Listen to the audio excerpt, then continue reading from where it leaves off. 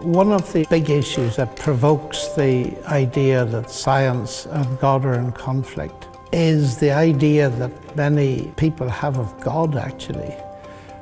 They think God is like a Greek deity, invented to cover up our lack of understanding. So if you don't know what lightning is, you have a God of lightning.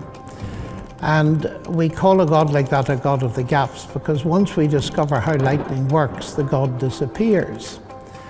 And if you define God to be like that, of course you have to choose between God and science, because that's the way you define God. The God of the Bible is not a God like that.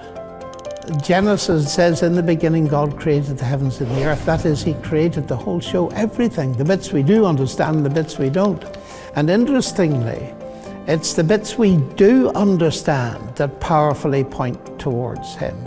And I often think of Isaac Newton when he discovered the law of gravity. He didn't say, now I've got gravity, I don't need God.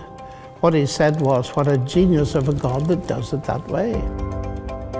The fact that the pioneers of modern science, as we might call it, like Galileo, Kepler, Newton, coming up to Clerk Maxwell, were believers in God, I'm not sure how well known it is.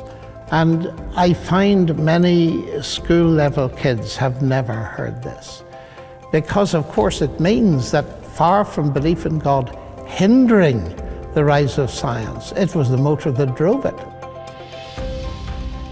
The reason for writing Can Science Explain Everything is to show people that actually the truth is that science points towards God, not away from him.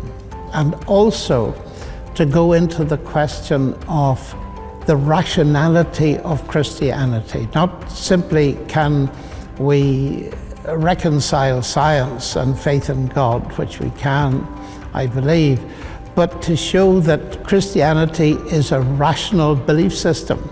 And we can think about, for example, events like the resurrection of Jesus rationally. We're not going beyond rationality or committing intellectual suicide.